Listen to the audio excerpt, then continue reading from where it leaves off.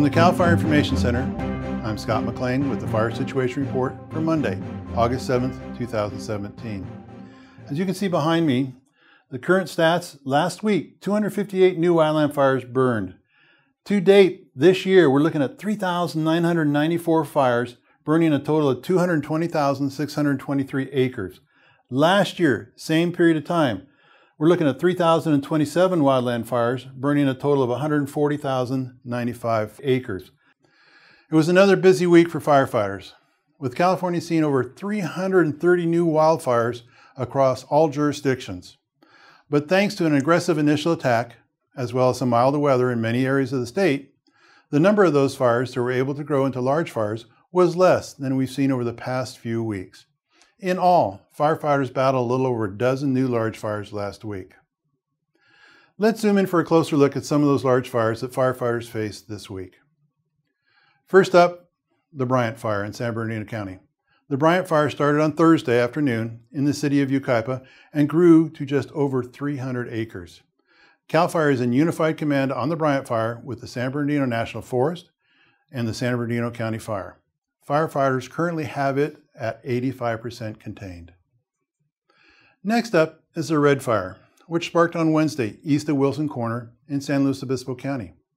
The Red Fire grew to 460 acres very rapidly, but thanks to the quick efforts by firefighters, that fire was fully contained on Thursday evening.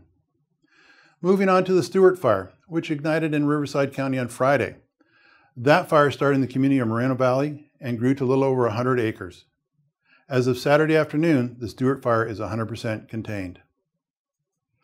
And finally, an update on the Detweiler Fire that firefighters have been battling in Mariposa County for the past few weeks. The Detweiler Fire is now 98% contained and is just under 82,000 acres.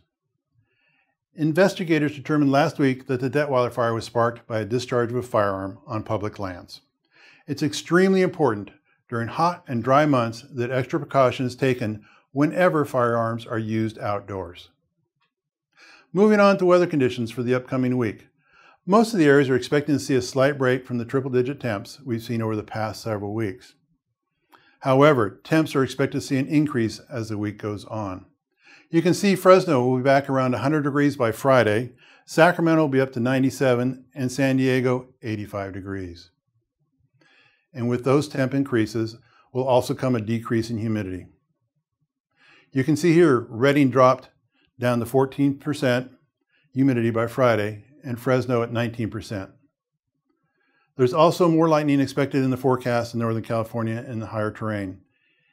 In fact, red flag warnings have been issued for Siskiyou, Modoc, parts of Trinity, Mendocino, Shasta, and Humboldt counties through tonight due to the potential of dry lightning strikes.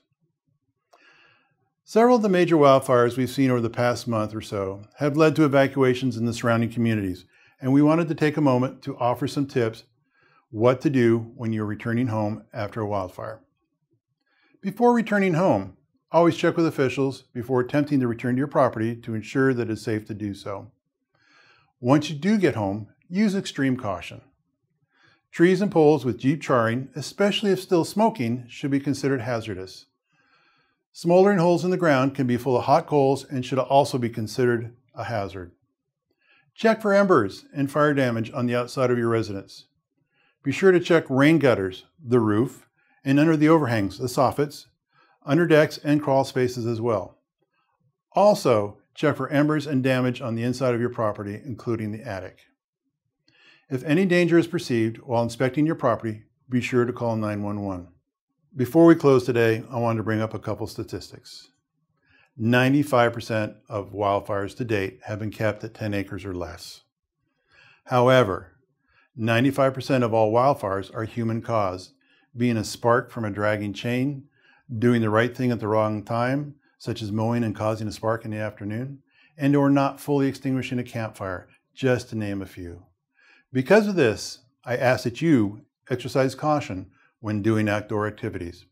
To learn more about returning home after wildfire, as well as tips for outdoor safety, visit our website at readyforwildfire.org. That's the latest on the fire situation in California. I'm Scott McLean. Stay safe.